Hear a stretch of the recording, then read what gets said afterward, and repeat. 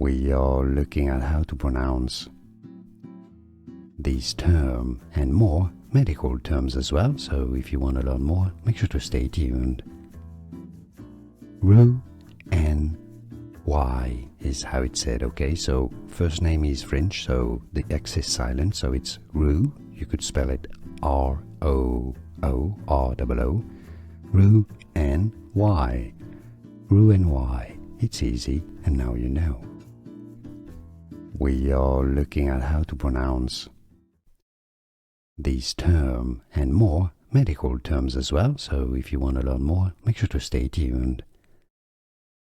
Roux-en-Y is how it's said, okay? So first name is French, so the X is silent, so it's Roux. You could spell it R-O-O-R-O-O. Roux-en-Y. Roux-en-Y. It's easy, and now you know. Here are more videos on how to pronounce more confusing words and names too many mispronounced. Like this video if you found it useful. I appreciate your support. I'll see you soon, and thanks for watching.